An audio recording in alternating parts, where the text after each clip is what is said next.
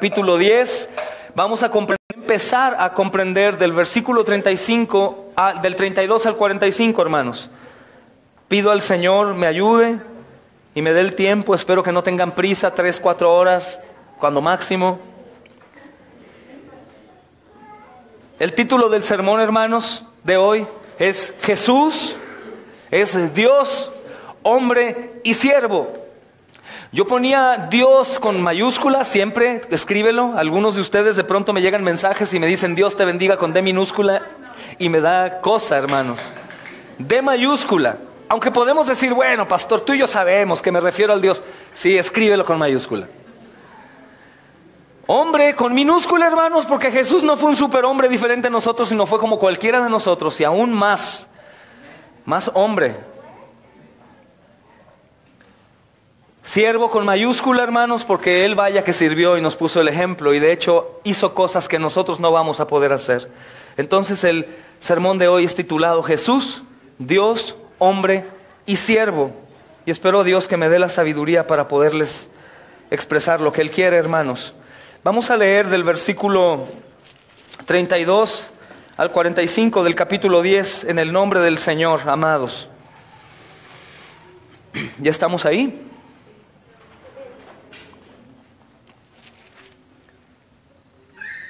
Dice, iban por el camino subiendo a Jerusalén y Jesús iba delante de ellos. Ellos se asombraron y le seguían con miedo. Entonces volviendo a tomar a los 12 aparte, les comenzó a decir las cosas que le habían de acontecer. He aquí, subimos a Jerusalén y el Hijo del Hombre será entregado a los principales sacerdotes y a los escribas, y le condenarán a muerte y le entregarán a los gentiles. Le escarnecerán, le azotarán, le escupirán y le matarán. Mas al tercer día resucitará. Entonces Jacobo y Juan, hijos de Zebedeo, se le acercaron diciendo, Maestro, querríamos que nos hagas lo que pidiéramos. Él les dijo, ¿qué queréis que os haga? Ellos dijeron, concédenos que en tu gloria nos sentemos el uno a tu derecha y el otro a tu izquierda. Entonces Jesús les dijo, ¿no sabéis lo que pedís? ¿Podéis beber del vaso que yo bebo o ser bautizados con el bautismo con que yo soy bautizado? Entonces ellos, hermanos, dijeron, podemos. Jesús les dijo, a la verdad del vaso que yo bebo beberéis, y con el bautismo con que yo soy bautizado seréis bautizados. Pero el sentaros a mi derecha y a mi izquierda no es mío darlo, sino a aquellos para quienes está preparado. Predestinación, hermanos. Cuando lo oyeron los 10, es decir, el resto de los apóstoles, comenzaron a enojarse contra Jacob y contra Juan. Mas Jesús, llamándolos, les dijo, ¿sabéis que los que son tenidos por gobernantes de las naciones se enseñorean de ellas, y sus grandes ejercen sobre ellas potestad? Pero no será así entre vosotros, sino que el que quiera hacerse grande entre vosotros será vuestro servidor. Y el que de vosotros quiera ser el primero, será el siervo de todos. Porque el Hijo del Hombre no vino para ser servido, sino para servir y para dar su vida en rescate por muchos. Amén y gloria a Dios. Oremos. Padre glorioso y eterno, Señor, hoy, Dios bendito, nos acercamos a ti pidiendo ayuda, Dios. No es relacionado, Dios bendito, en esta ocasión con alguna ayuda, Señor, por algún deseo que nosotros tenemos, Señor, en cuanto a la carne, en cuanto a vanidad, Señor. Sino estamos acercándonos a ti, pidiendo, Señor, nos ayudes en nuestras debilidades espirituales. Permite que hoy, Dios bendito, seamos abrazados por tu palabra, pero también exhortados, disciplinados por ella, Señor. Que no se tome, Señor bendito, como un consejo moralista, no, Señor, sino se tome como un consejo del gran Padre amoroso, quien envió a su Hijo en rescate nuestro. Permite que seamos edificados hoy, Señor, y aún, Señor, en mi incapacidad, Padre bendito, para expresar tu palabra como bien debe de expresarse, Señor. Te pido tengas misericordia de mí, Señor, y me uses para tu gloria, Señor. Ayuda a mis hermanos, Señor, a comprender, a escuchar, a abrazar, Señor, cada letra, cada texto, Señor, que aquí comprenderemos, Señor. Cualquier obra, Señor, del enemigo que esté tratando de ejercer poder y dominio hoy, Señor, sea descubierta, Señor, y reprendida, Señor. Para que aquí, Señor, como un solo hombre, junto a tu pueblo, escuche tu palabra, la entienda y juntos digamos amén. En Cristo Jesús, Señor, es mi oración hoy. Amén y amén. Amén. Hermanos, tengo que hacer un forzoso resumen para aquellos que no han comprendido toda la serie completa y poder entrar en contexto, hermanos. Desde los versículos 22 del capítulo 8 en adelante, hermanos, estamos viendo que los discípulos están viajando con Jesús en su camino a Jerusalén. Desde el capítulo 8, los viajes de Jesús ya no son meramente misioneros con el propósito de enseñar y partir a otro lugar, sino ahora ya son con rumbo a la cruz. El Señor Jesucristo ya sabe que va a la cruz. Esto habla de su omnisciencia, hermanos, de su divinidad, de su deidad, o sea, como Dios sabe lo que ha de acontecer. Pero también, hermanos, recordemos la parte de hombre. Si Él sabe lo que va a acontecer, imagina su sentir, sus sentimientos ante la adversidad que le espera, pero también al ver cómo sus discípulos responden de maneras sumamente erradas. Es decir, había tristeza en Jesús, claro, hermanos. Se sentía acongojado, compungido, lastimado. Sí, hermanos, se sentía así. No olvides eso del Señor Jesús. Los discípulos entonces van con Él, hermanos. Al comenzar el viaje, ¿recuerdan? El Señor Jesucristo sana a un ciego que fue completamente restablecido. Y Él ve de lejos claramente a todos después de que los veía borrosos, con la cabeza extraña, ¿se acuerdan? Pero Él es restablecido. En el capítulo 8, versículo 22-26, vemos esto. Y durante el viaje, hermanos, a diferencia de este ciego que fue restablecido en su visión, los discípulos parece que no ven a Jesús claramente. Y así continuamos, hermanos. Después vemos que el Señor está prediciendo su muerte, predice su muerte. 3 veces lo hace, hermanos. Esta va a ser la tercera ocasión. Después de la primera predicción de su muerte, hermanos, ¿se acuerdan lo que hizo Pedro en el versículo 31 al 33 del capítulo 8? Pedro le reclama, ¿por qué? No vayas, Señor. Y esto únicamente le sirve para que el Señor también le reclame a él, diciéndole, ¿tú quién eres? Para involucrarte en la voluntad del Padre. Y le llamas ¿cómo? ¿Se acuerdan? Satanás, qué fuerte, hermanos. Llamarle Satanás. Supongo que también el Señor Jesús no se gozó de ello, pero era necesario hacerlo, hermanos. El Señor Jesucristo vemos que continúa enseñando a la multitud y a los discípulos, y les dice después de esta declaración de Pedro en el versículo 34 del capítulo 8, todo aquel que quiera ser mi discípulo, niéguese a sí mismo y tome su cruz y sígame. Esto le dice a los discípulos y es un golpe fuerte para la iglesia, hermanos. Porque a veces parece que el cristianismo hoy en día es lo más fácil que hay. Ser cristiano es lo más fácil que hay. Todo por la gracia de Dios es permisible y es gratuito. Y la realidad que no, hay una responsabilidad de por medio. Esto lo enseñaba el viernes. Lástima que no todos tienen la oportunidad de venir, pues sé que hay cosas más importantes que hacer o problemas gigantes que te impiden. Pero el viernes hablábamos de la fe de los hijos de Abraham o de Abraham. Y como vemos, hermanos, que sí somos salvos por fe, pero que esa fe tiene fruto de obediencia. Y aprendíamos, hermanos, cómo Abraham fue obediente, hizo un sacrificio de obediencia, llevando a su hijo a un holocausto para enterrar un puñal en él. Fue obediente por fe, hermanos. Entonces, el llamado que el Señor Jesucristo hace, niéguese a sí mismo, tome su cruz y sígame, no habla tanto, en primer lugar, de un sacrificio que tú tienes que hacer para golpearte y seguir. ¿Qué haces? ¿Por qué sufres? Porque estoy siguiendo a Jesús. No, sino que es un acto de fe, de saber que aunque tú tengas que dejar esto o aquello, el Señor da lo necesario para que tú puedas continuar. Y tu fe se manifiesta por tu obediencia, no por lo que hablamos, sino por lo que manifestamos, hermanos. Después de esta segunda predicción, los discípulos discuten entre ellos. ¿Se acuerdan qué discuten entre ellos, hermanos? ¿Quién es el mejor? ¿Quién es el más grande? En el capítulo 9, versículo 34, el Señor Jesucristo nuevamente enseña, diciéndoles, si alguno quiere ser el primero, sea el postrero. ¿Quiere ser el más grande? ¿Quiere ser el más reconocido en mi reino? ¿Quiere ser aquel que llevará galardones a los pies del Cordero de Dios? Ok, sirve. sirve. Si alguno quiere ser el primero, sea el postrero de todos, el servidor de todos. Y el servidor de todos, hermanos, es Jesús, pero sabemos que el Señor Jesucristo está diciendo, sean como yo, sirvan a todos. Entre la segunda y la tercera predicción, hermanos, que vamos a comenzar viendo la tercera predicción, el Señor Jesucristo le dice a sus discípulos, muchos serán los postreros y los postreros los primeros. Los primeros serán los postreros y los postreros serán los primeros. Ahora, hermanos, el Señor Jesucristo comienza desde el versículo 32 que leemos con su tercera predicción. Pero a diferencia de las demás, hermanos, aquí da detalle, lujo de detalle. Yo creo que es a ver si así entienden mis discípulos. He aquí, dice la versión que yo uso aquí, es una traducción de la Reina Valera en inglés. He aquí subimos a Jerusalén y el Hijo del Hombre será entregado a los principales sacerdotes y a los escribas y le van a condenar a muerte. Y a los gentiles se les va a entregar. Y después dice, agregando esto, porque antes no lo había dicho, le escarnecerán y le van a azotar y le van a escupir y lo van a matar.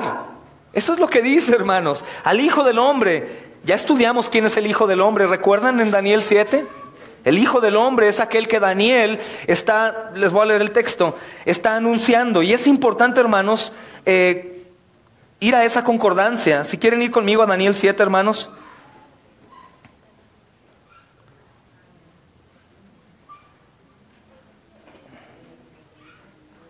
Versículo 13, voy a volver a citarlo, pero quisiera que pudiéramos atar estos dos textos, pues lo que viene después de decir que le matarán, es una declaración que Daniel dijo. Dice, miraba yo en la visión de noche, y he aquí, con las nubes del cielo venía uno como hijo de ¿quién? De hombre, que vino hasta el anciano de días, anciano con mayúscula, al Padre, hermanos, y le hicieron acercarse delante de él, y le fue dado dominio, gloria y reino, para que todos los pueblos, naciones y lenguas le sirvieran. Su dominio es dominio eterno, que nunca pasará, y su reino uno que nunca será destruido. Amén. El Señor Jesucristo dice que le van a escarnecer, que le van a azotar, que le van a escupir, que lo van a matar, y es algo terrible, hermanos.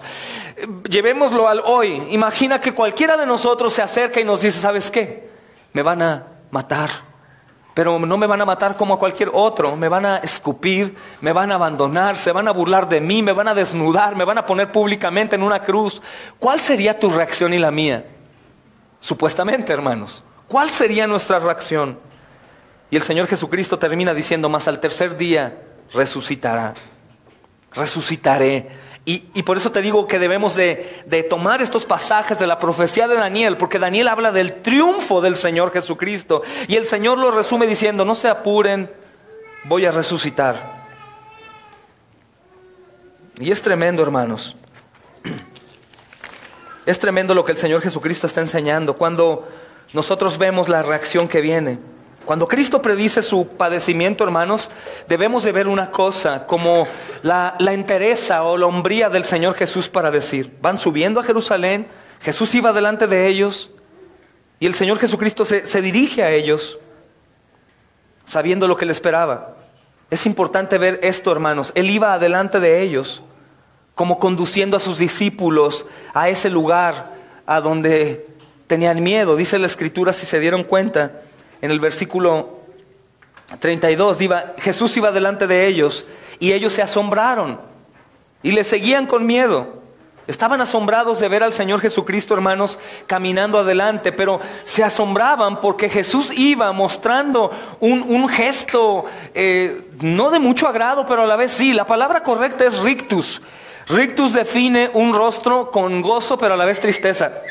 Si saben, como cuando sucede algo desagradable, pero la persona tiene esperanza, que hace su cara de gozo, pero a la vez manifestando tristeza. Ellos van asombrados porque el Señor Jesucristo va con ese rostro. Él sabe lo que va a suceder, pero a la vez va con gozo porque sabe lo que va a suceder después de su muerte, hermanos, a lograr el cumplir el propósito de Dios. Es importante, hermanos, que vayamos un poquito al fondo de esto. Cuando nosotros hablamos de la obediencia de Jesús, no únicamente decimos que obedece al Padre en cuanto a los mandamientos visibles, sino que obedecen el más mínimo para que los tiempos decretados por Dios se cumplieran a la perfección. Es decir, hermanos, Jesús iba contra reloj. Cuando Él se levantaba y iba a otro lugar, era porque el Señor, Dios Padre, había decretado desde la eternidad que así fuera. Y Jesús se levantaba en los tiempos correctos, conforme al tiempo decretado por Dios. ¿Me doy a entender? No únicamente en cuanto a la obediencia de acción, de ir a un lugar o a otro, sino al tiempo perfecto, hermanos. Nosotros, por ejemplo, sabemos que tenemos que hacer esto o aquello con la iglesia y le echamos un poquito de flojera. Sabemos que hay una reunión aquí a las 9 de la mañana, un estudio de los proverbios, un discipulado familiar que a todos nos sirve, pero muchos dicen, bueno, 5 o 10 minutitos más. 20, al cabo, pues el sermón lo escuchamos a las 11, no hay problema. Jesús no, hermanos. Jesús sabía que había cosas por hacer y Él las emprendía en perfección. No había tiempo para que Él se divirtiera un ratito y, bueno, Señor, al rato, espérame un tiempo, sino que Él obedecía en todo, hermanos, de una manera sorprendente. Tanto era su obediencia que sabía que iba a Jerusalén y seguía caminando, hermanos. Cualquiera de nosotros, sabiendo que nos espera la horca, tomamos un atajo o nos vamos. Y aunque fuese inevitable que nos fueran a matar, hermanos, tomaríamos un tiempo extra para despedirnos, para hablar, para hacer, para divertirnos, para lo que fuera. Jesús no, hermanos. Jesús se dirige resueltamente a Jerusalén, sabiendo lo que le va a pasar, pero siendo hombre, hermanos, manifestaba una valentía sobre valentías. Él iba sabiendo que le iba a suceder, iba sufriendo por dentro, hermanos, y ese gesto que la palabra, te digo, exacta es rictus, manifestaba un dolor, pero un gozo, y los discípulos se asombraban al ver su cara. Y por esa cara, hermanos, ellos, dice el versículo 32 adelante, dice, se asombraban y le seguían, ¿cómo? Con miedo.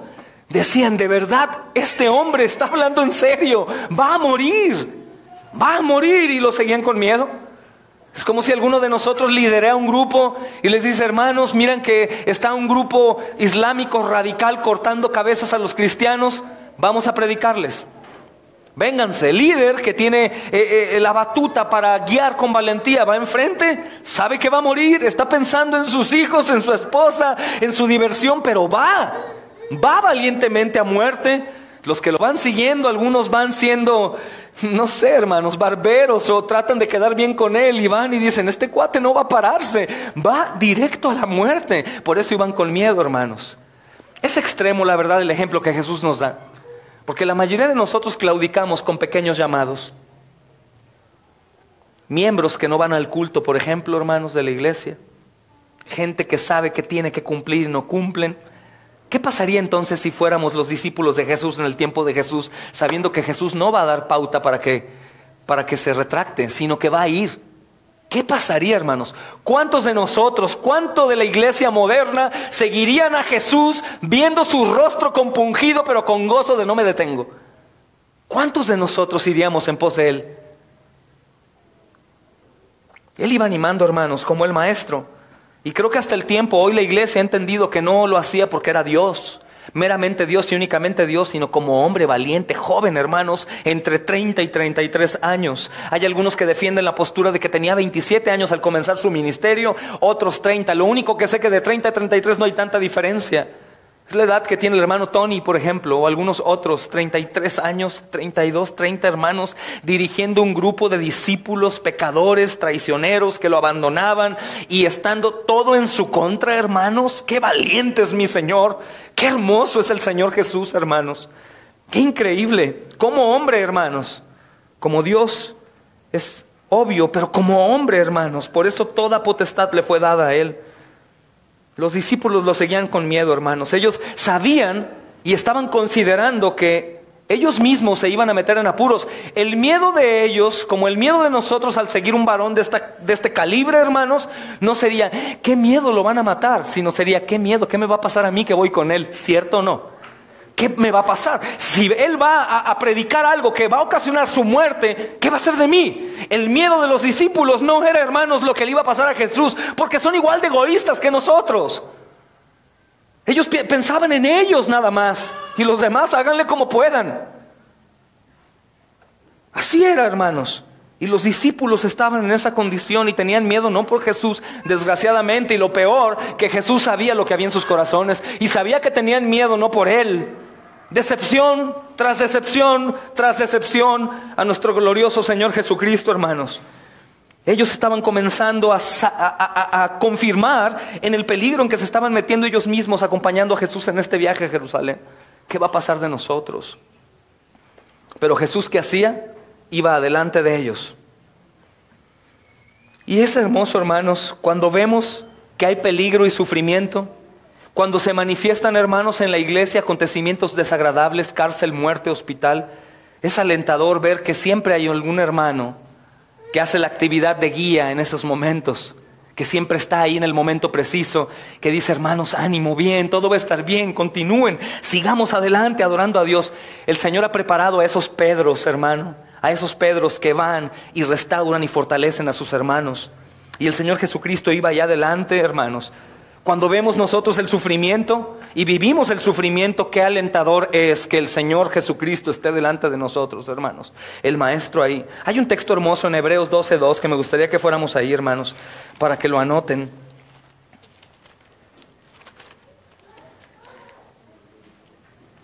Hebreos 12:2 dice: puestos los ojos en Jesús, puestos los ojos en Jesús, el autor y consumador de la fe, el cual, por el gozo puesto delante de Él, sufrió la cruz, menospreciando el oprobio, y se sentó a la diestra del trono de Dios.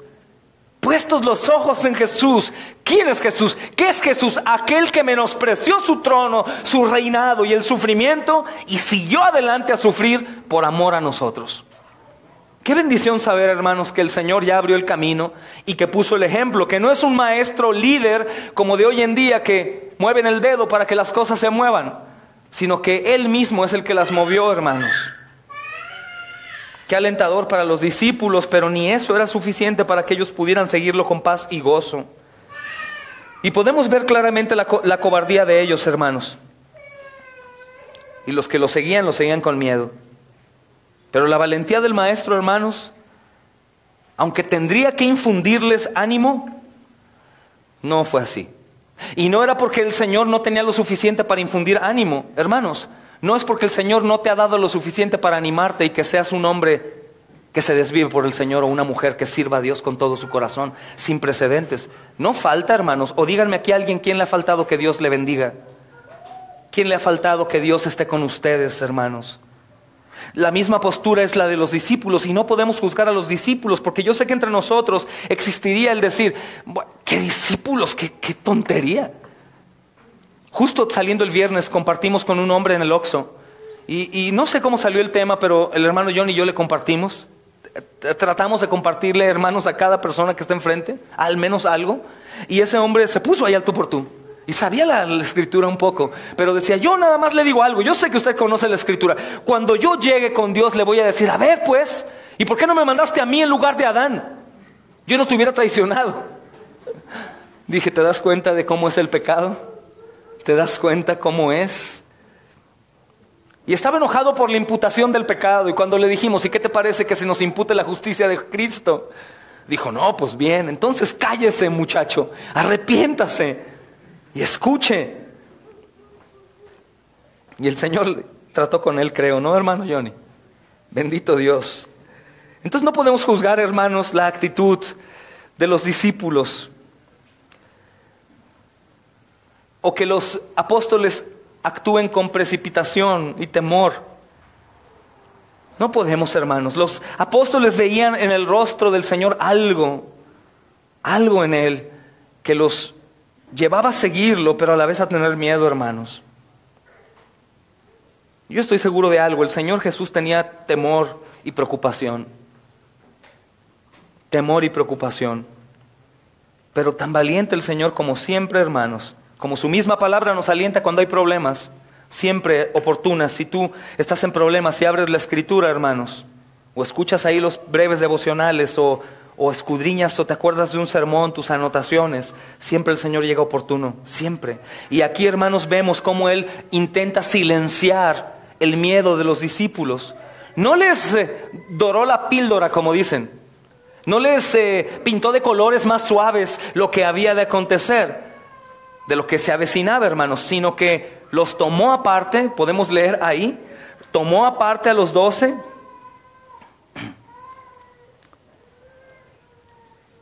Dice, entonces volviendo a tomar a los 12 aparte, versículo 32, porción C, les comenzó a decir las cosas que le iban a acontecer. Los toma aparte, hermano, aparte, y empieza a platicar con ellos y les dice claramente lo que va a pasar, como para que estén tranquilos, todo bien. Dices, ¿cómo van a estar tranquilos si le está presentando lo más terrible, lo más amargo, muerte, dolor, sufrimiento, escupitajos y esas cosas? El Señor conocía lo peor, hermanos, lo más amargo. Y es por eso que Él mismo se mostraba tan decidido antes de comunicarles. No únicamente les comunicó, esto puede pasar, sino Él les dijo, esto va a acontecer, así va a ser hecho. Eso obviamente después los discípulos entendieron que era parte del anuncio de su pasión, y eso les fortaleció. Pero qué manera de fortalecernos, hermanos, a través del sufrimiento. Al final, hermano, de estas frases horribles que podemos leer aquí, versículo 33, seré entregado y los principales sacerdotes y los escribas me van a condenar a muerte y me van a entregar a los gentiles, o sea, aquellos paganos que no eran absolutamente nada religiosos ni que seguían a Dios, al único Dios verdadero. Me van a escarnecer y me van a azotar. Me van a azotar y me van a escupir. Y cuando escuchamos, hermanos, palabras de escarnecer y azotar, no podemos pensar que los azotes son como los azotes de los esclavos contemporáneos. No, hermanos, los azotes que ellos daban eran con instrumentos de tortura, con metales, con bolas de plomo, con garras como de oso, hermanos, que cada azote desprendía pedazos de piel. Era algo terrible. Y al final de las frases, hermano, que está diciendo, de pronto les da ánimo y diciéndoles, pero hey, tranquilos, al tercer día resucitaré. No será la victoria de ellos, sino será la mía, dijo el Señor, hermanos. El resultado de aquellos padecimientos espantosos, hermanos, sería glorioso para Jesús y ventajoso para los apóstoles y para nosotros. Por el sufrimiento del Señor Jesús, por sus padecimientos espantosos, hemos titulado ese evento como el acto más obsceno que ha sucedido en la historia de la humanidad. Por ese acto tan terrible, hermanos, el Señor va a estar lleno de gloria y nosotros llenos de ventaja. Bendito es el Señor, hermanos.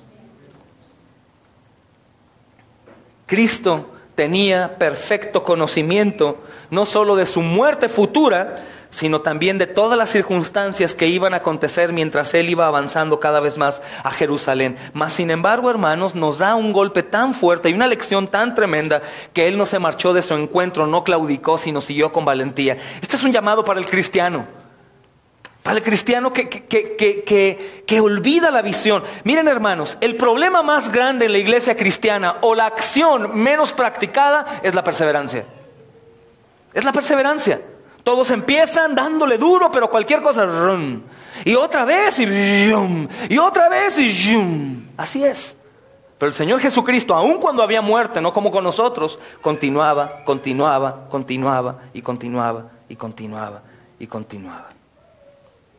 Y tristemente, hermanos, aunque hubo una voz de esperanza en el versículo que acabamos de leer, voy a resucitar, le matarán, mas el tercer día resucitará. Hermanos, de cualquier manera, aunque haya una esperanza para el discípulo por la muerte de Jesús, ellos ignoran por completo eso. Lo ignoran por completo, no les importa, hermanos. No les importó que les haya dicho, voy a ser terriblemente afligido. Y sale a relucir, hermanos, el ego, la envidia, la vanagloria, la soberbia, el orgullo, hermanos, la insensatez. Ahora no fue Pedro, fueron los otros dos hermanos que son del círculo íntimo de Jesús, que voy a enseñarte algo al respecto más adelante. Ignoran por completo lo que ha dicho. Y Jacobo y Juan, hermanos, que se presume son hijos de una hermana de María, primos de Jesús, piden a Jesús un asiento preferido en su gloria. Yo imagino, hermanos, perdón, pero muy a la manera mexicana es, ándale, diles, que no es tu primo. Dile que tu tía los está mandando. Es más, yo voy con ustedes y le voy a decir, a ver, sobrino, yo quiero que los sientes ahí a un lado tuyo. Son tus primos. ¿Es muy a la mexicana o no, hermanos? Dile lo que te corresponde a ti. Mira nada más. Falta que se lo vaya a dar a otro que no tenga ni nada con él que ver. Es tuyo, reclámalo. Qué bonitos somos, hermanos. Gloria a Dios. No les importa y le piden eso. Dice, hermanos, esta traducción, si quieres leer conmigo ahí para que veas las diferencias, es el versículo 35. Dice: entonces Jacobo y Juan, hijos de Zebedeo, se le acercaron diciendo: Maestro, queremos que hagas lo que te pedimos. ¿Qué? Queremos que hagas lo que te pedimos. Somos tus primos, recuerda. Somos tus primos.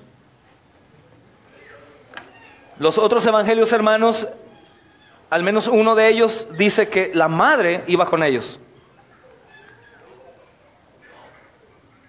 El Señor Jesucristo les recuerda: y cualquiera de vosotros que quiera hacerse el primero, sea el siervo de todos. En el versículo 44 más adelante, hermanos. Después de que Jesús lleva a cabo su propio sacrificio como modelo para todo discípulo, hermanos, que leeremos en el versículo 45, podemos ver, hermanos, que ellos están cegados, están como en otro lugar. Porque está Él hablando acerca de su muerte y los discípulos continúan sin comprender la gravedad de la predicción. Y ellos se van a dar cuenta de la pasión de Cristo hasta después de que el Señor es entregado y muerto. No comprenden, hermanos, en realidad lo que está sucediendo dentro de Él. Es muy contemporáneo aún, hermanos. No nos dolemos mucho en el dolor ajeno. El hombre no ha cambiado mucho, que digamos, hermanos. ¿Qué es lo que pasa con ellos? ¿De verdad son tan absolutamente depravados? No, son totalmente depravados. Lo que sucede, hermanos, que están pensando que la predicción de Jesús es un sufrimiento como el de David. Padecimientos, hermanos, como cualquier hombre, porque Jesús para ellos es un Mesías tan diferente al verdadero Mesías. Para ellos es un Mesías que les va a libertar del gobierno romano en ese entonces. Y cuando lo llevan a Daniel 7 y ven que está hablando de aquellos gobiernos que habían sido derrotados ya, el único que queda por derrotar es el de Roma. Entonces ellos dicen: mi Mesías es el que va a gobernar aquí. La petición tiene mucho sentido, hermanos. Los ojos espirituales de ellos han sido fijados en otro tipo de trono, completamente diferentes, hermano. Y el Mesías que se encuentra a su alrededor no es visto, o no, ellos no enfocan bien sus ojos para verlo claramente. No pueden comprender, hermanos. Bueno, siguiendo la historia de Jacobo y de Juan, hermanos, nos damos cuenta que la petición que ellos hacen va rompiendo no únicamente como lo lógico de su petición, lo ilógico de su petición, sino que también están haciendo una traición a uno de ellos, que es Pedro, hermanos. Voy a recordarte un poco. Pedro seguramente es la fuente de Marcos para todas las historias de este evangelio. De hecho, hay algunos que llaman este evangelio el evangelio de Pedro, porque Pedro está narrándole todo a Marcos. Es la fuente, hermanos, de la historia. Pedro es uno de los tres grandes de los apóstoles. Este es Pedro, Jacobo y Juan. Ellos son privilegiados, hermanos, acuérdense, porque estuvieron con Jesús en la transfiguración. Estuvieron ahí ellos tres, hermanos, y también estarán en el Getsemaní. En el Getsemaní. Entonces, es un muy mal intento de Jacobo y de Juan llegar con Jesús y decirle: siéntame aquí, siéntame acá. ¿Y Pedro? Ellos están intentando disminuir de 3 grandes a 2 grandes. Son hermanos, podemos entender.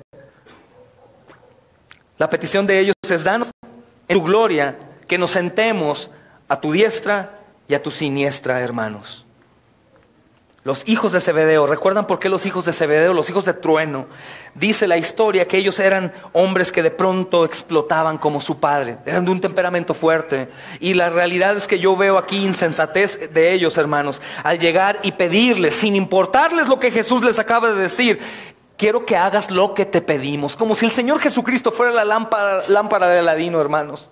Quiero que hagas lo que te pedimos. Danos eso que yo te pido. Jesús les dijo: no saben lo que están pidiendo. No sabes lo que estás pidiendo. Ustedes pueden beber del vaso que yo bebo o ser bautizados del bautismo que yo soy bautizado. Ellos dijeron, podemos. Dinos, podemos. Y Jesús les dijo, a la verdad, del vaso que yo bebo beberán, y del bautismo de que yo soy bautizado serán bautizados.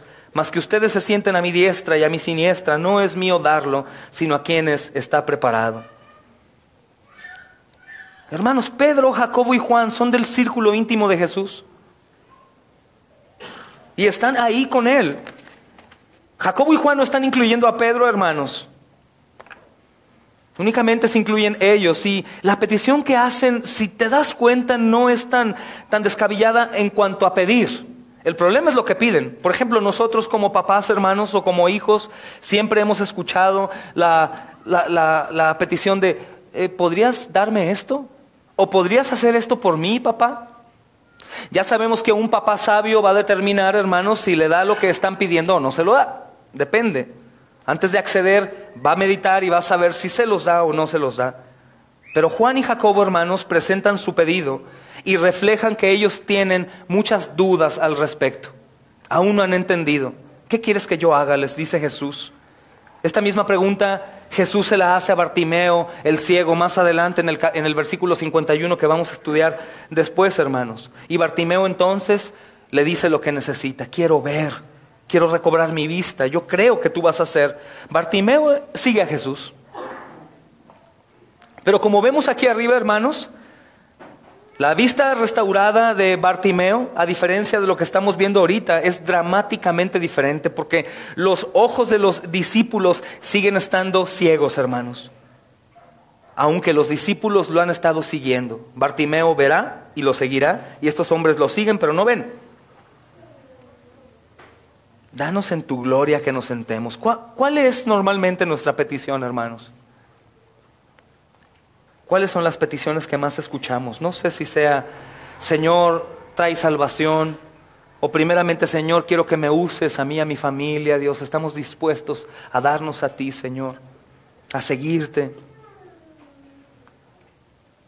Es increíble, hermanos. El versículo 37 que estamos leyendo, danos en tu gloria que nos sentemos a tu diestra, como una gracia muy barata, hermanos. Y Jesús les acaba de decir, es increíble, que va a morir. Que va a morir. Algunos estudiosos, hermanos, ven este versículo 31 como una reclamación hacia Pedro. Y creen que Jacobo y Juan están utilizando esta reclamación como oportunidad de ganar ventaja sobre Pedro. Ellos pensando acerca de la mentalidad del hombre, no lo confirman, pero sí creen que ellos quieren aniquilar al tercer miembro del círculo íntimo de Jesús, porque Pedro tenía realmente una cercanía con Jesús, hermanos. Pero cualquiera que fuera su motivación, está claro, hermano, que estos hermanos, hijos de trueno, están buscando dos puestos de honor muy altos. Están buscando ser coronados junto con Jesús. Y algo sucede aquí muy, muy grande. No hay espacio para incluir a Pedro, sino únicamente para la derecha e izquierda ahí. ¿Por qué, hermanos? Ellos están pidiendo en base a un reinado terrenal, porque los grandes hombres tenían siervos y tenían allegados a ellos, y se sentaban en unos silloncitos a ras del suelo, en la mesa se reclinaban, y el que estaba a la derecha y el que estaba a la izquierda eran los más importantes, y ellos veían el reino de Jesús así. Ellos pensaban que Jesús tendría un banquete, una vez derrotando el gobierno de Roma, se sentaría a una mesa a comer del banquete y con ellos a los lados, para estar ahí con ellos conversando. No era así, hermanos, no era así. Y yo sé que para nosotros no es fácil, hermanos, imaginar ver al Señor sufriendo por sus padecimientos. Y yo estoy seguro que algunos de nosotros decimos, pero qué locura, Jesús estaba enfrente de ellos. ¿Cómo es posible que ellos sean tan descuidados? Su intención, hermanos, está equivocada porque están pidiéndole a Jesús. Escucha bien. La intención de Juan y de Jacobo está equivocada porque están pidiendo a Jesús que entre en sus planes, en lugar de ellos entrar en los planes de Jesús. Eso nos pasa mucho, hermanos. Queremos que Jesús entre en nuestros planes.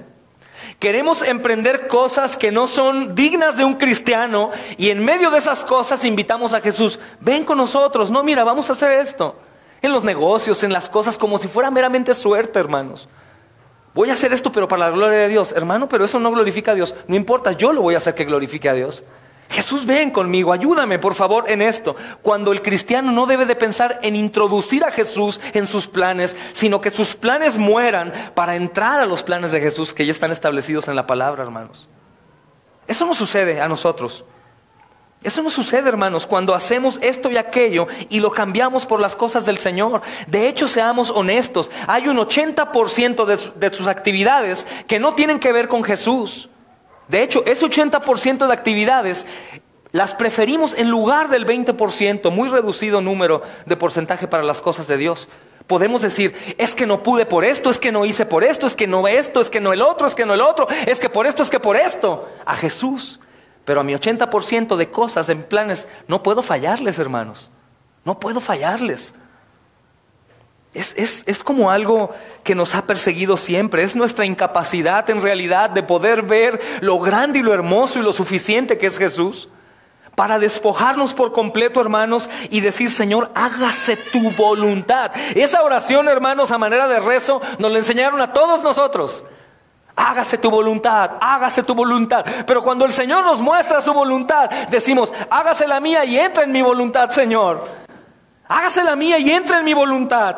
Y empezamos a autojustificarnos y a sacar pretextos y cosas. Bueno, no creo que sea malo, no pasa nada. Mira esto y el otro y el otro y el otro y el otro. Pastor, ¿tendrá algo de malo que falte el domingo porque voy a irme de paseo y faltó? Y olvidamos los mandamientos del Señor, hermanos. Definitivamente yo rogo a Dios que me dé fuerza y valor para poderte reprender con la palabra cuando vengas a decirme esa clase de cosas que cambian al Señor por tu voluntad.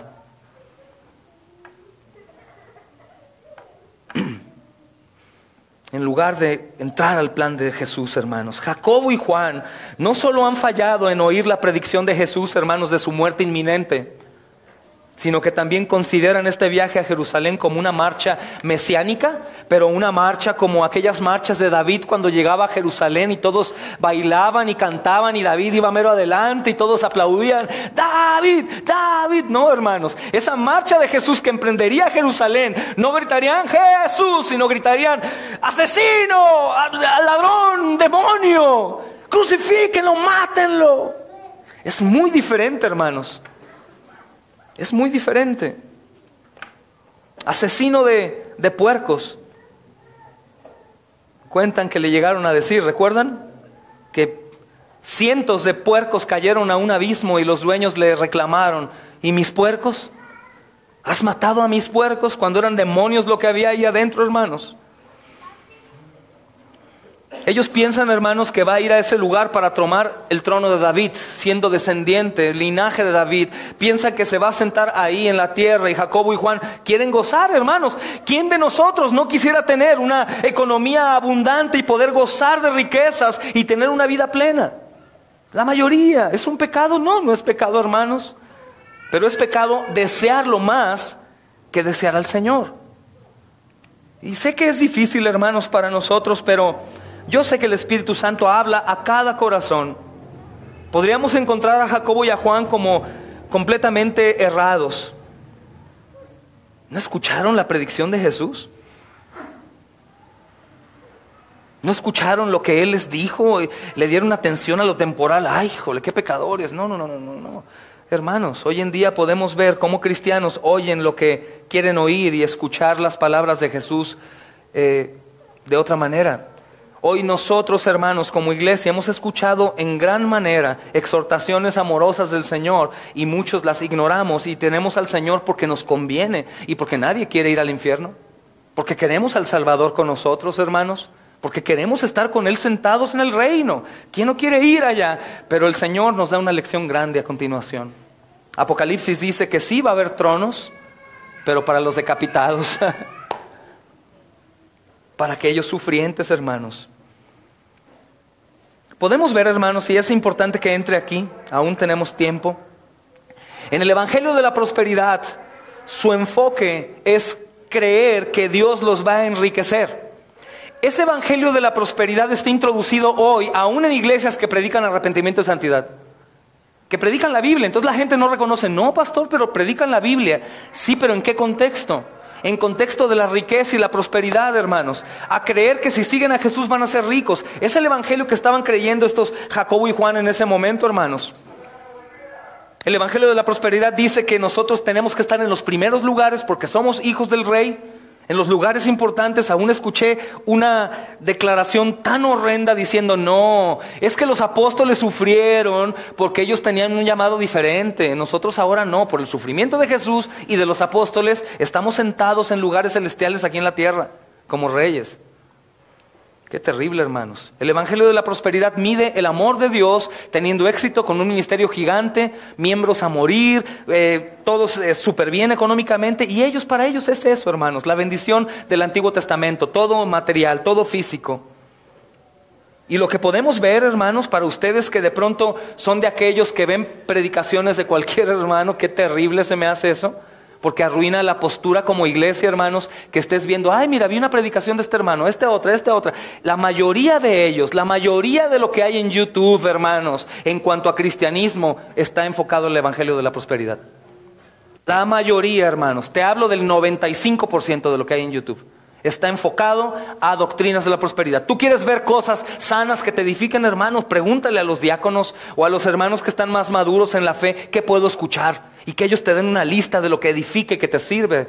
Porque si no caerás en errores dispensacionalistas, carismáticos, interpretaciones de la Biblia mal, hermanos. Muchas cosas que tú hoy crees que están erradas es porque cliqueaste en el lugar equivocado y te convencieron.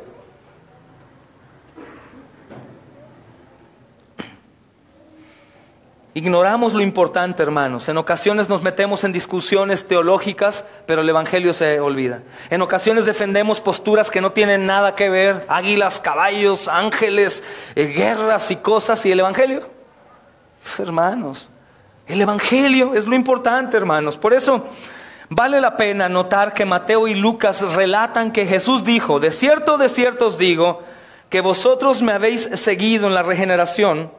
Cuando se sentará el Hijo del Hombre en el trono de su gloria, ustedes también van a sentarse junto conmigo en 12 tronos para juzgar a las 12 tribus de Israel. ¿Qué quiere decir? El Señor Jesucristo está diciéndole a los apóstoles en Mateo y en Lucas que en realidad la obra que Él comenzó la va a terminar. Y que ellos ciertamente van a sentarse en 12 tronos para juzgar a las tribus de Israel, hermanos. Que ellos van a ser premiados, pero no, hermanos, en consecuencia de una vida próspera o sentarse en la mesa, en el reinado davídico que Jesús supuestamente iba a tomar, sino en base al sufrimiento que ellos iban de padecer. Prácticamente les dice, sí se van a sentar conmigo, pero por sufrir. Estas son las declaraciones, hermanos, que nacen del entendimiento de Jesús en Daniel, que estábamos leyendo, acerca de las 12 tribus que son gobernadas por los 12 discípulos, mientras que Jesús mismo va a compartir el trono de su Padre. Entonces, hermanos, entendamos esto. Jesús no reclama a Jacobo y a Juan por lo que piden. Más bien, Él los acepta como son, pero firmemente les señala la dirección correcta. Sí, se van a sentar conmigo, pero no a la manera de la que ustedes desean o quieren, sino a la manera que debe de ser, la cual yo estoy cumpliendo. Es lo que Jesús dijo. Sígueme, muere. Sígueme, toma tu cruz y muere. Sígueme, toma tu cruz y muere. Eso es lo que el Señor les dice. Por eso les pregunta adelante, ¿puedes beber del vaso que yo bebo o ser bautizado del bautismo que yo seré bautizado, hermanos? En el Antiguo Testamento, vaso puede referirse a bendición, pero también a juicio o muerte. En el Antiguo Testamento se habla de bendición, los vasos o las copas, juicio o muerte.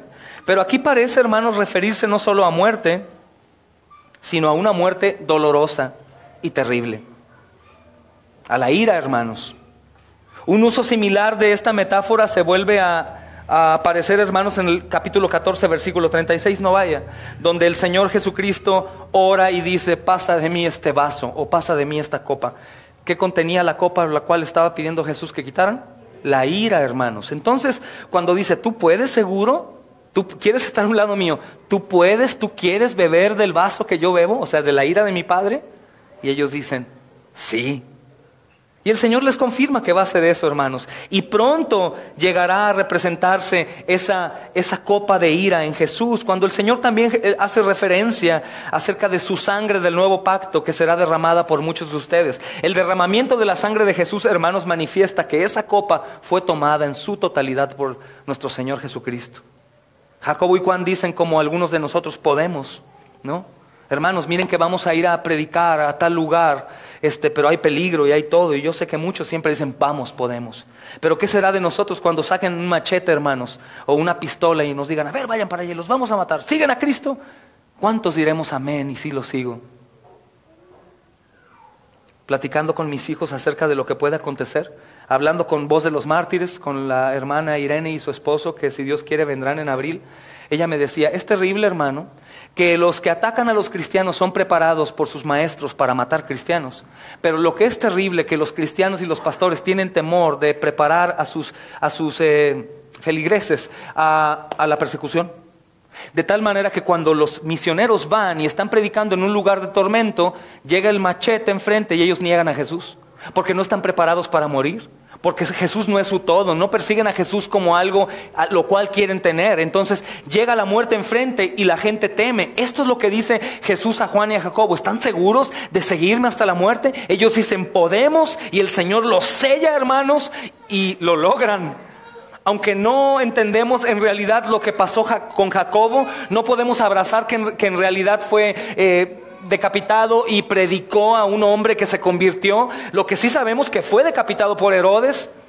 Y lo que sabemos de Juan, hermanos, es también historia, pero hay mucha historia cierta que dicen que Juan murió viejo en Éfeso, pero pasó por un martirio de ser quemado en una olla con aceite. Muchos dicen que no, pero no sabemos, hermanos. Puede ser que sí sea. Lo que sabemos es que sufrió bastante, hermanos.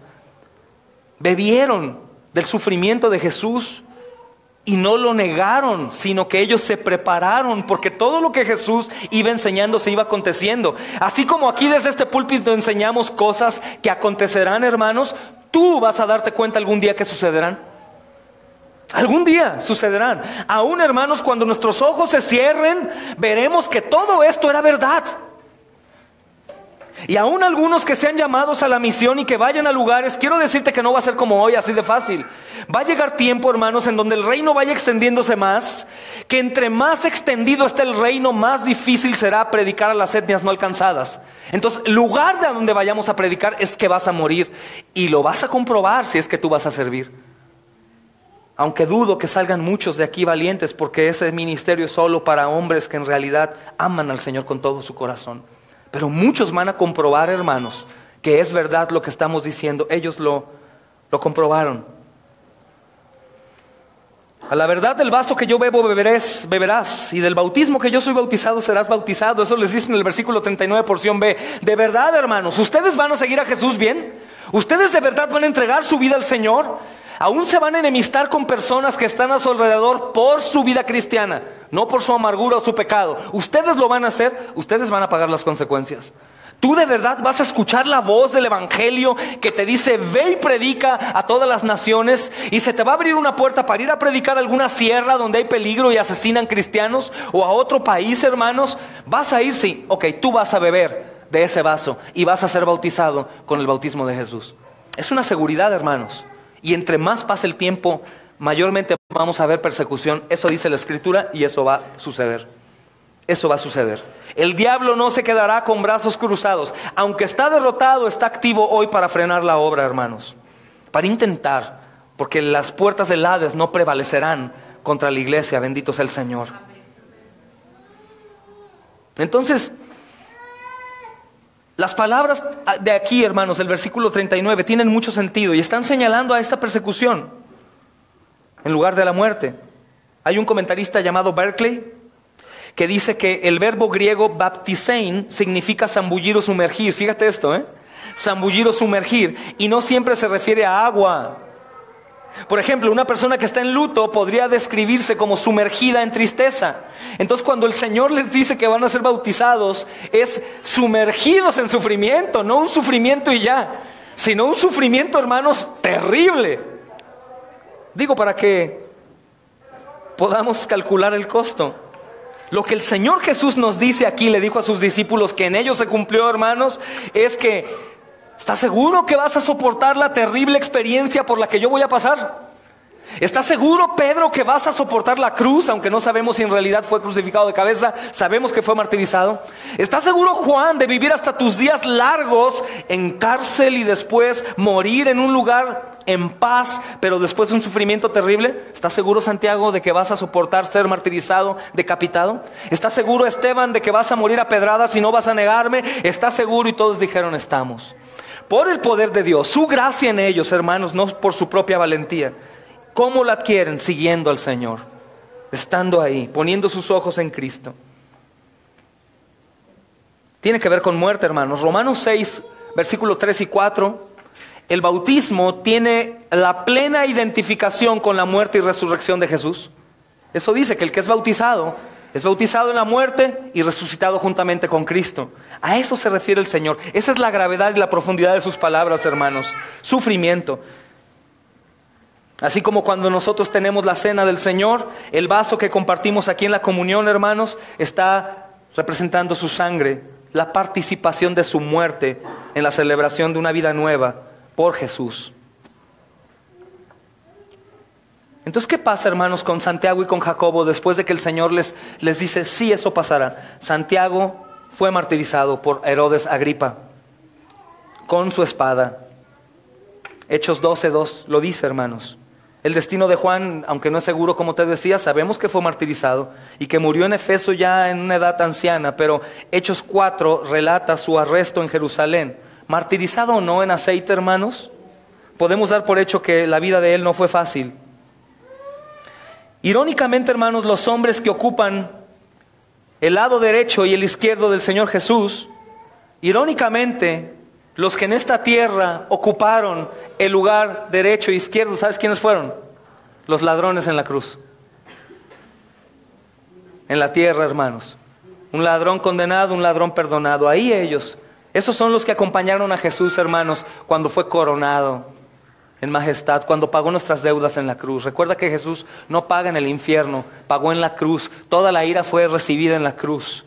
Toda la ira de Dios, hermanos. Y la cruz nos recuerda precisamente qué es lo que yo hice, hermanos. ¿Qué es lo que Jesús hizo por mí? ¿Sí saben qué hizo por ustedes, hermanos?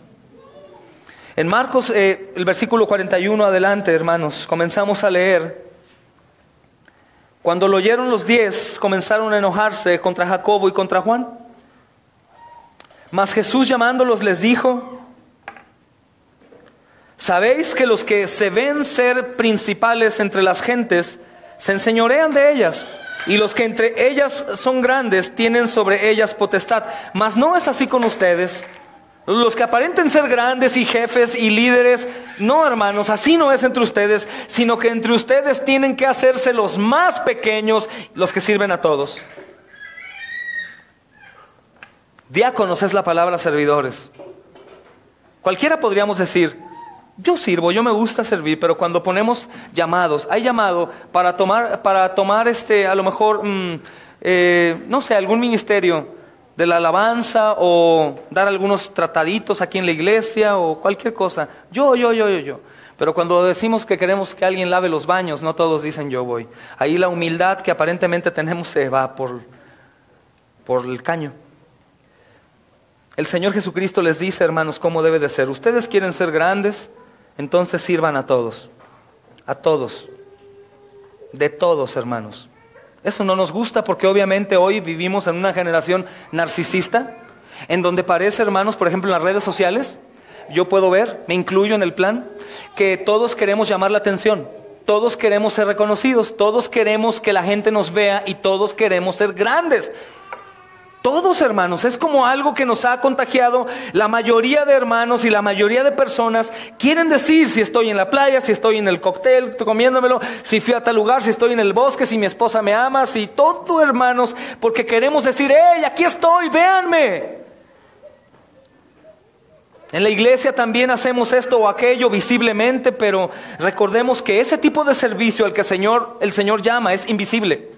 Es aquel servicio, hermanos, de los cuales muchos no se dan cuenta que que no esperan ser reconocidos. Y normalmente lo que nosotros queremos es ser reconocidos. Ser reconocidos. Pero el servicio del que el Señor habla es invisible. Es como aquellos hermanitos que están ahorita en lugares por los que estamos orando, o algunos que no se está orando por ellos, y que están en lugares que no sabes cómo se llaman. Que ni aún en su iglesia saben a dónde se fueron, de tan peligroso que es el lugar en donde están. Son invisibles, hermanos, ante nuestros ojos. Ese tipo de servidores son los que se despojan de toda gloria, hermanos, y de todo reconocimiento. Es bien tremendo eso, porque la realidad siempre nos gusta que nos digan gracias, muy bien hecho.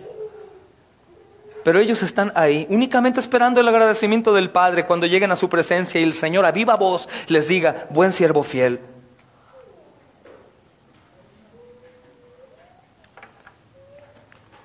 Con la segunda predicción, hermanos, de la pasión, los discípulos discuten entre ellos a ver cuál es el más grande. Versículo 33 y 37 del capítulo 9. Pero ahora están ofendidos porque están compitiendo para los lugares más grandes de honor. Jacobo y Juan están intentando robar el premio mayor delante de sus narices. El Señor Jesús les dice: ¿sabéis que los que se ven para ser príncipes o gobernantes entre las gentes se enseñorean de ellas, gobiernan sobre ellas? Aquellos que se quieren coronar o tener un puesto para que los demás les sirvan y tener el dominio, tener el control y simplemente participar del resultado. Jesús, hermanos, no está reclamando a Jacobo y a Juan, y tampoco reclama a los 12. En lugar, hermanos, de eso, está utilizando su comportamiento como base de enseñanza, como hoy lo hace con nosotros. Porque podemos estar seguros, hermanos, de que Jesús tiene la entera atención de sus discípulos. Y Jacobo y Juan, hermanos, deben estar muy avergonzados al ver descubierta su cruda ambición. Porque el Señor les habla a los demás para referirse a ellos. ¿Ustedes quieren estar al lado mío? Ok, entonces pónganse a servir. Pónganse a servir. El servicio más bajo, servidor de todos, de todos. Eso incluye servir a las viudas, servir a los enfermos, ir con los encarcelados, limpiar, barrer, cocinar. Esas cosas, hermanos. Ese tipo de cosas. Que después de un tiempo, siendo ya humildes en Hechos, vemos que los apóstoles dejan de hacer esa actividad para que otros comiencen a hacerla y ellos comenzaran a enseñar. Pero tienen que estar desde abajo, sirviendo a todos, hermanos. El ministerio fiel y fuerte es aquel que sirve a todos. Lo que estamos viendo en la Escritura, hermanos, es que los otros discípulos se indignan, es claro, y escuchan con cuidado para asegurarse de que Jesús aclare eso, ¿no? Imagina la osadía de Judas y de Juan enfrente a todos diciéndole: ¿somos tus primos? ¿Somos preferidos tuyos? Danos el lugar ahí. Y los otros 10 estaban vaya molestos y probablemente movidos por Pedro, hermanos. Ya saben cómo es Pedro. Era Pedro. Ahora es diferente, hermanos. Y Jesús instruye, como nos instruye hoy, sobre el reino de Dios, sus reglas y cómo funciona. Antes que cualquiera de ustedes quiera ser grande entre vosotros, será el servidor, diácono. La palabra diácono no únicamente es para nuestros diáconos, hermanos, sino la palabra servidor es para toda la iglesia. Para todos tienen que servir como Jesús sirvió. Y cualquiera de ustedes que quiera hacerse el primero, será el siervo de todos. Como siempre, hermanos, Jesús le da la vuelta a nuestro mundo al presentar las leyes de la carretera, de su carrera, hermanos, para el reino de Dios. Y las leyes del reino, hermanos, por así llamarles, son completamente diferentes a las leyes de este mundo, y lo sabemos. Es más, son completamente lo contrario. Si recordamos lo que Jesús pide acerca de nuestros enemigos, en ocasiones nos jactamos de ser los cristianos, pero no perdonamos, no amamos a nuestros enemigos, no tenemos un espíritu generoso, no hacemos lo que tenemos que hacer, sino todo lo contrario, buscamos lo nuestro, nuestro tiempo, nuestra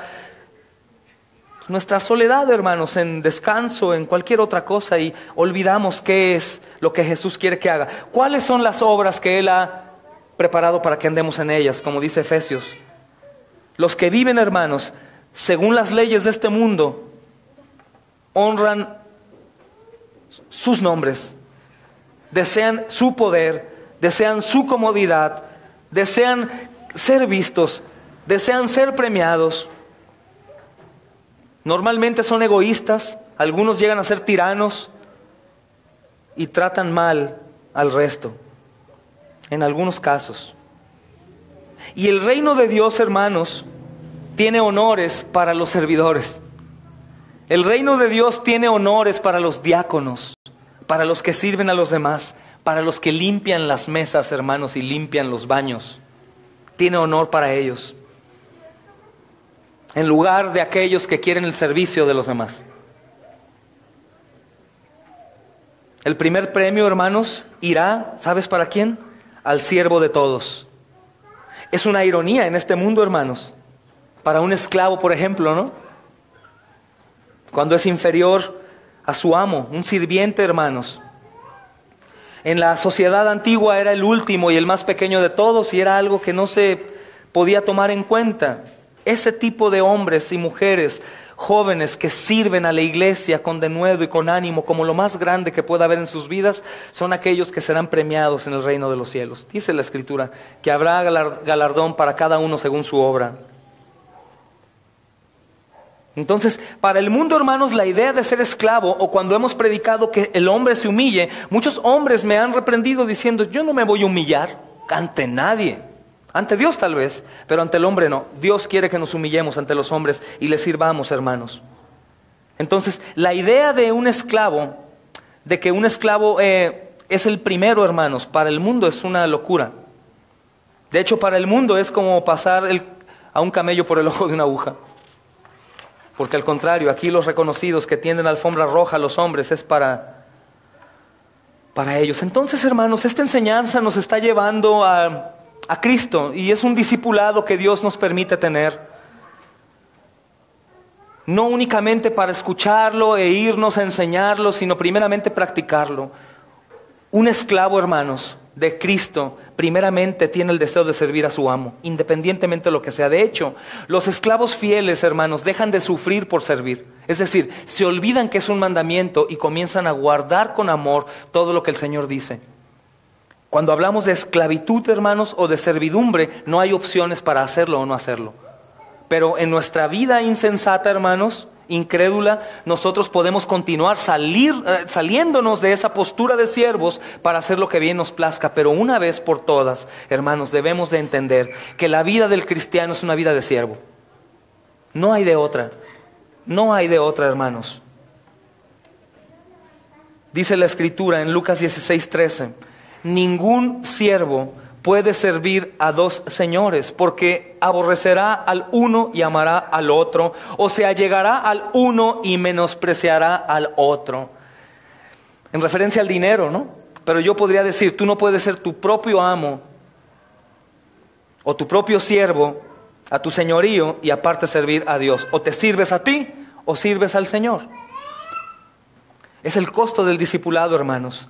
Un esclavo siguiendo las órdenes del amo, ¿sabes qué va a hacer? Va a servir a todos en casa. Si nosotros tenemos la actitud de siervos, hermanos, vamos a obedecer al Señor, y nuestra iglesia puede convertirse en una iglesia de siervos. Cada uno sirviendo al otro. Imagínate qué belleza. No todos haciendo lo mismo, porque cada uno ha recibido dones, hermanos, para la edificación de la iglesia, pero al menos sirviendo. Hoy yo podría confrontarte públicamente a cada uno de ustedes y sería algo fabuloso, pero yo lo dejo al Espíritu Santo para que te golpee a ti y puedas tú confesarlo. Sería un acto muy cobarde de mí poder señalar a cada uno de ustedes, hermanos, con el dolor de mi corazón y decirles, en resumen, inservibles en las cosas del Señor. Pero yo hoy te pediría de favor que antes de que te vayas o te levantes del asiento, hagas una lista de las cosas en las que tú sirves a la iglesia. Las más mínimas son considerables, porque a veces el ver los folletitos acomodados allá, los tratados, puede ser nada, pero es bueno tenerlos acomodados, hermanos. O tener los vasos de agua apiladitos ahí, o el garrafón cambiado. Es algo insignificante, pero es necesario. Yo te hablo hasta lo más insignificante, mis amados hermanos. Hagan una lista de las cosas en las que ustedes sirven a la iglesia. Me duele mucho decirlo porque sé que también a algunos les duele, pero sería importante no para condenar, sino para reaccionar. Y como decíamos al principio, iniciar de nuevo, hermanos. Iniciar de nuevo con el deseo ferviente de servir a los demás, Porque algún día estaremos delante de aquel juez, de aquel Señor que nos va a decir fiel o no fiel. Hermanos, la Escritura da tanta importancia a esto, que a algunos siervos suyos, les dice: apártense de mí al lago de fuego, al crujir de dientes. Siervos suyos. Y a otros les dice: vengan a mí, siervos buenos y fieles. ¿Por qué no desear nosotros ser los siervos más amados por el Señor? ¿Qué me impide ser eso? Si nosotros analizamos esto, hermanos, nos vamos a dar cuenta que me impide mi orgullo, me impide el qué dirán, me impide mi tiempo, mi señorío, mi todo, hermanos. Y eso mismo es lo que quiere el Señor Jesucristo enseñarle a los apóstoles. ¿Quieren ser ustedes amados por el Señor y reconocidos? Sirvan antes de que se sienten a mi diestra y a mi siniestra. Cristo clama, escucha bien, Cristo clama no por una necesidad suya, sino por una necesidad nuestra. Sirvan a todos, sirvan a todos. Que nos hagamos siervos de todos, hermanos. Al hacer esto, servimos a Cristo. Cuando escuchas a alguien decir, ¿qué haces? Sirvo a Cristo. Es que sirve a todos. Sirve a todos. Dice, principalmente a los de su casa, tener atención con ellos. Te quiero decir algo, hermano. Cuando tú eres cristiano y perteneces a una iglesia, tu casa pertenece a esta casa, a la iglesia, hermanos. Cuando la Escritura dice que veamos por las necesidades de los de casa, de la familia, habla de nosotros. Por ende sabemos que lo haremos con los de casa. Por ende sabemos, hermanos. Por ende, cuando nosotros dejamos de servir a Cristo, dejamos de servir a la iglesia. Cuando dejamos de servir a la iglesia, dejamos de servir a Cristo. ¿Y sabes qué sucede? Cristo los escupe, los saca, hermanos. Los reprende, no son parte. La iglesia de Cristo es una iglesia de servidores. Cuando Apocalipsis habla de aquellos tibios, no necesariamente habla, hermanos, de los tibios que oran poquito, que leen poquito, sino de aquellos que no sirven, hermanos. ¿Por qué? Porque la iglesia es una iglesia de servidores. La cabeza, que es Cristo, hermanos, sirvió hasta la muerte. ¿Me explico? Es algo necesario, hermanos, algo con lo que debemos de pedir, servir. Deja tú de servir para obtener salvación. Eso ha quedado claro, hermanos. La salvación es solo por fe. Pero mi fe, hermanos, verdadera me va a llevar a obrar en servicio. Sin esperar nada a cambio, hermanos. Obrar en servicio.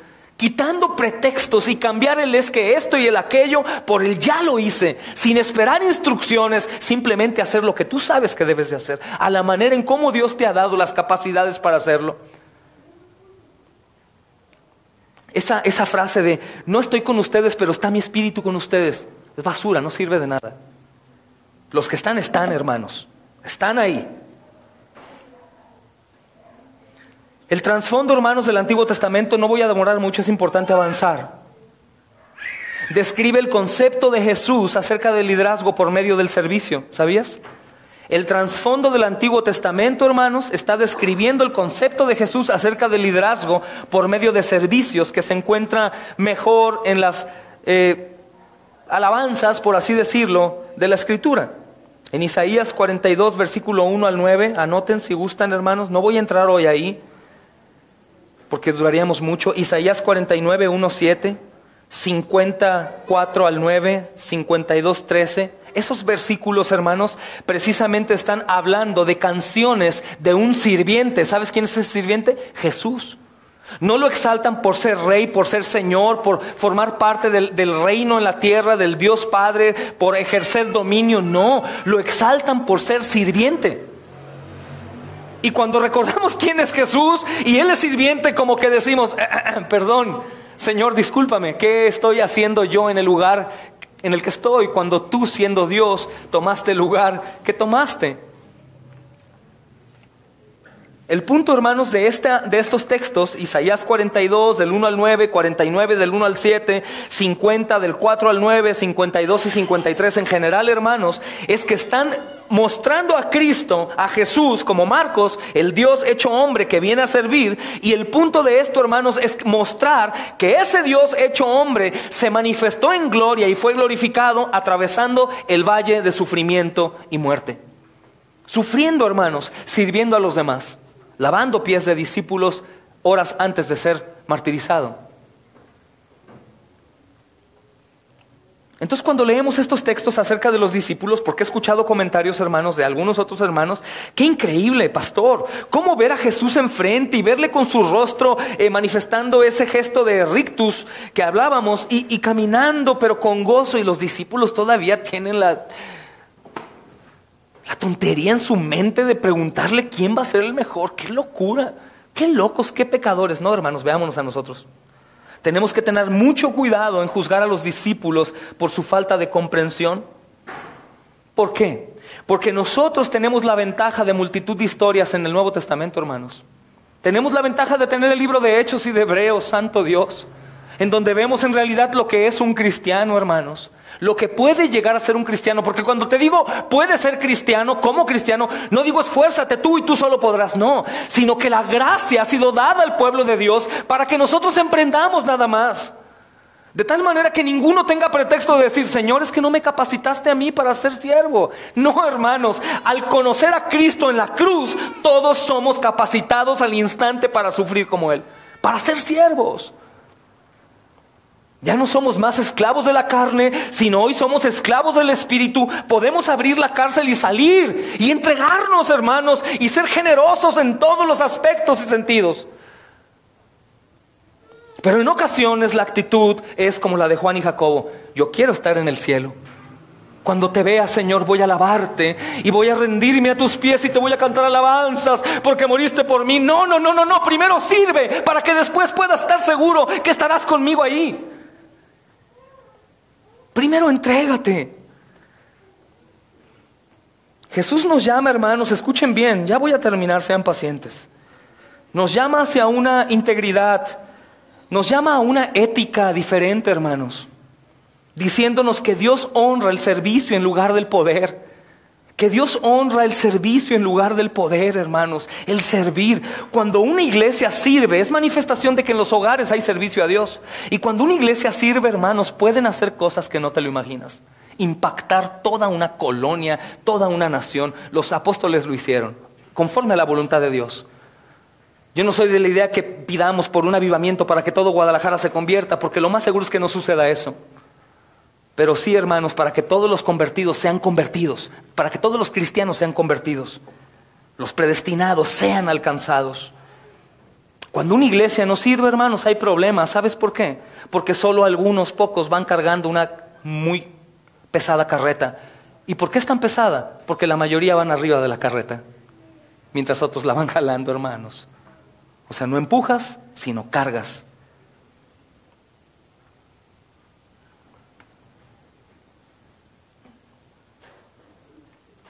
Ser el primer enemigo o la primera falta de poder en la iglesia, hermanos. La falta de perseverancia o el amor al mundo es el primer enemigo de la iglesia cristiana. Obviamente, hablando de Satanás, pero esas cosas que la iglesia abraza. Cada iglesia, hermanos, congregación, miembro, diácono, pastor, está tentado a cuidarse más a uno mismo y a los suyos y lo suyo. Primero yo, luego yo, después yo. Y si me queda tiempo, es para la iglesia, para los demás. Todos estamos tentados, hermanos. Todos estamos tentados. Estamos tentados, hermanos, a tener grandes títulos. Que sepan quién soy. Estamos tentados, hermanos, a predicar únicamente la palabra en lugar de practicarla. Estamos tentados a predicar alguna palabra. Yo he sido tentado a predicar una palabra que te venda y te saque muy feliz de aquí, muy emocionado y con ganas de venir todos los días. Porque vende, hermanos, en lugar de predicar la palabra, hermanos, que hiere, que lastima, pero aquellos que en realidad creen son sanados. Entonces, debemos de reconocer que la ambición personal, hermanos, o la falta de deseo de servicio no comenzó con Jacobo y con Juan ni va a terminar con ellos. Está en nosotros. Y para finalizar, analicemos un poco el versículo 45. El Hijo del Hombre no vino para ser servido, mas para servir. ¿Te das cuenta que todo lo que estamos estudiando lleva a eso? ¿A eso, hermanos? Porque el Hijo del Hombre no vino para ser servido. Jesús está diciendo, no vine para pensar en estar al lado de mi Padre, empoderado. Yo ya tengo el poder, pero yo vine para servir. El Hijo del Hombre tampoco vino para ser servido, más bien para servir, dice esta traducción. ¿Y para qué más? Para dar su vida en rescate por muchos. Hermanos, Jesús no requiere más de lo que Él está dispuesto a dar, sino que Jesús únicamente está diciendo que hagamos lo que Él hizo. Y bórrate de la memoria, es que Él era Dios. No, hermanos, Él era hombre, con H minúscula también. Y es tan gratificante, hermanos, poder hacerlo y servir. Es tan hermoso poder visitar un hogar y tocar la puerta a una hora que no sabes ni por qué estás ahí, pero estás y llegas en el momento exacto a dar alivio, a dar consuelo, una llamada, un mensaje de ánimo. ¿Por qué? Porque todos los padecimientos, hermanos, que estamos nosotros viviendo, los hermanos los están viviendo.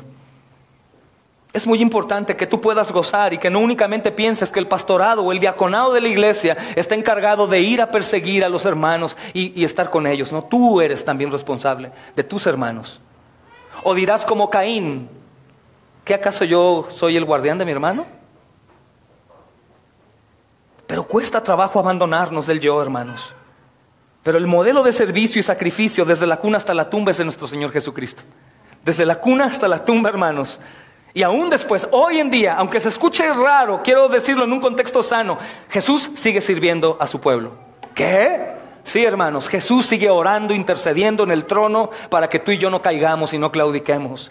Eso dice la Escritura, que Jesús intercede todos los días por nosotros. Aún, hermanos, esta exhortación es porque Jesús intercede por ti.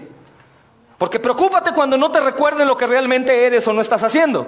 Ahí preocúpate cuando Dios dice, los dejo a su propia merced, hagan lo que hagan, vivan su cristianismo chueco y hueco, pero paguen las consecuencias. Preferible que el Señor nos azote, hermanos, voltee nuestras mesas y azote el látigo ahí y nos reprenda. Preferible, hermanos, eso es una muestra de que nos ama aún, gloria a Dios. Si te preguntas por qué en las iglesias de Maldonado, Cashluna, Ana Méndez y esos hombres herejes no tienen el evangelio, es porque Jesús los abandonó, hermanos. Jesús tocó y tocó y tocó, y ¿qué crees? No le abrieron. Pero hoy te abrimos las puertas, Señor Jesús, aquí. Entra, Señor, y trata con nosotros. Y si piensas que pide mucho, ve el modelo que nos dejó Jesús. Se abandonó a sí mismo, dice Filipenses 2, 5, 8, lo leemos, hermanos. De hecho, nuestra iglesia se llama Filipenses 2, 11. Se anonadó, dice, o se abandonó a sí mismo, tomando forma de siervo, hecho semejante a los hombres. Y estando en esa condición de hombre, no reinó como quería reinar Jacobo y Juan, o como cualquiera de nosotros, o tener un dominio o el poder, sino que se humilló a sí mismo, haciéndose obediente hasta la muerte, y no únicamente una muerte cómoda en la cama, sino la muerte de cruz. Muerte de cruz tiene relación con maldición. Lo peor de lo peor ahí estaba puesto, exhibido ahí como ladrones, como horribles, hermanos. Entonces, ambas, encarnación y crucifixión, hermanos, son las obras del gran servicio y sacrificio. Lo que hizo el Señor no es barato. Cuando nosotros escuchamos o pensamos que ser cristiano es una gracia barata, estamos muy equivocados. Decíamos que la gracia barata únicamente es para los niños, los bebés, o para la gente mal de sus facultades mentales. A nosotros nos va a costar. ¿Estás seguro, dice Jesús hoy, de que quieres estar conmigo allá arriba? ¿Quieres participar bebiendo de la copa que yo bebo y bautizándote del bautismo que yo voy a ser bautizado? ¿Quieres? Si quieres, ahí estaremos juntos. El versículo 31, hermanos, terminando, Jesús dice a sus discípulos que debía morir. Y ahora les dice por qué. La palabra rescate, hermanos, se encuentra en ambos testamentos. Y es la palabra que todo cristiano o todo creyente espera, hermanos. Es la palabra que el mismo Abraham esperaba. Rescátame, Señor. El hijo va caminando con Abraham para manifestar la fe de Abraham. Papito, ¿y el cordero en dónde está? Yo veo todo listo. ¿Qué dijo? Dios proveerá. Dios nos va a rescatar, hijito mío. Dios nos va a rescatar. ¿Y sabes qué se refiere, hermanos, en el Antiguo y Nuevo Testamento cuando escuchamos que fuimos rescatados? Se refiere a que hubo un pago hecho en cambio de la libertad nuestra.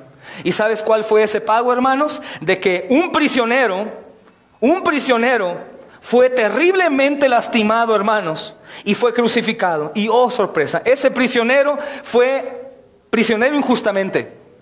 No debía absolutamente nada, sino todo lo contrario. Todo, hermanos, era por él, de él y para él. Pero él fue el que se viste de hombre y paga por nosotros y sostiene toda la ira hasta que la consume por completo.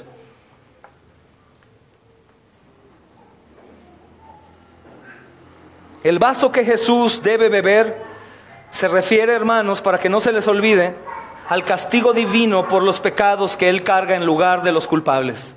El vaso de la ira que Jesús bebió es por culpa tuya y por culpa mía. Todo completo, hermanos. Completo. Absorbió hasta la última gota de la ira de Dios, hermanos. Y cada gota es destructiva, como para destruir al mundo entero. Una gota. Y el Señor la cargó. El castigo divino por nuestros pecados, hermanos, Él lo llevó en la cruz. Por eso, hermanos, enseñando antes, la salvación no es por nuestras obras. Nuestras obras manifiestan que he creído y que amo a mi Señor y que deseo servir a los que Él ha amado. ¿Por qué amo a mi prójimo? Porque Jesús lo amó y derramó su sangre. Y si yo amo a Jesús, amo a aquel que está bañado en la sangre y soy capaz de morir por Él. Jesús dice, no hay amor más grande de aquel que muere dando la vida por sus amigos, por sus prójimos. ¿Sabes el valor que tiene tu iglesia aquí? ¿Sabes el valor que hay aquí, hermanos? Sangre del Cordero de Dios. ¿Sabes el valor que hay, hermanos? Y sabes la pérdida de tiempo cuando tú te volteas a los padecimientos o necesidades de tus hermanos. Cuando no les sirves, cuando eres indiferente, cuando no saludas, cuando te volteas, cuando no te importa el pecado o el problema. ¿Sabes lo que estás diciendo? Que estás menospreciando a aquellos que el Señor aprecia sobre todo, hermanos. Servir es la palabra de hoy, pues es el ejemplo que el Señor Jesús nos da, que siendo Dios, hermanos, siendo hombre también, sirvió. Jesús muestra su servicio y sacrificio para los discípulos y por la iglesia. Jesús muestra el sacrificio por ti y por mí. Por ti y por mí murió el Señor, como para que nosotros podamos seguir ignorando lo que Él hizo. Pues sí, Señor, sé que moriste, pero pues bueno, tengo una relación contigo saludable. Yo sigo siendo así. Biblia, para que sepas qué hacer. Ahí hay ejemplos de cómo servir a la iglesia. Él dio el ejemplo, hermanos. Y también recordemos, dando a Él la gloria en algo diferente a nosotros, hermanos, pues Él logró algo que los discípulos, que tú y que yo, jamás vamos a poder lograr. Podemos servir igual que Jesús, pero hay una sola cosa que no vamos a poder hacer. Solo Jesús puede servir de rescate para muchos. Jesús tiene un papel único en el plan de salvación, que ninguna sangre nuestra podía cubrir el pecado de nuestros hijos, de nuestra esposa, de mi esposo. La sangre de Jesús rescata tu casa, a tus hijos. Yo no sé cómo vives después de que una persona salva a tu hijo de morir. Hay quienes visitan a sus doctores, hermanos, toda la vida. ¿Qué pasa con Jesús si dio su sangre por tu familia y por ti? Solo Jesús puede servir de rescate para muchos, hermanos. Pero toda la iglesia puede servir como Jesús sirvió, a excepción de esto. Por eso Él es digno de toda la gloria y toda la honra, hermanos. Porque siendo Dios, sirvió hasta la muerte por nosotros. Y nos enseña precisamente que si queremos en realidad estar ahí a su diestra, a su siniestra, hermanos, tenemos que vivir con Él y para Él. Amén. Leamos Apocalipsis 5:9 y Apocalipsis 4:11, hermanos. Dicen estos dos cantos de alabanza celestiales, hermanos, pues hablan de la revelación allá arriba en los cielos, hermanos. Y dice Apocalipsis 5:9 a nuestro Señor Jesucristo, por el cual hoy nos reunimos. Y cantaban un cántico nuevo diciendo: digno eres de tomar el libro y abrir sus sellos, porque tú fuiste inmolado y con tu sangre compraste para Dios a gente de toda tribu, lengua, pueblo y nación. Dice el capítulo 4, versículo 11: digno eres, Señor y Dios nuestro, de recibir la gloria y el honor y el poder, porque tú creaste todas las cosas y por tu voluntad existen y fueron creadas. Este que es alabado en los cielos y servido por ángeles es el que nosotros en ocasiones menospreciamos y no le servimos. ¿Qué tal nuestra condición, hermanos? Pidamos ayuda, gracia y misericordia, hermanos, a nuestro Rey. Gloria a nuestro Señor Jesucristo en las alturas de la tierra, hermanos. Padre,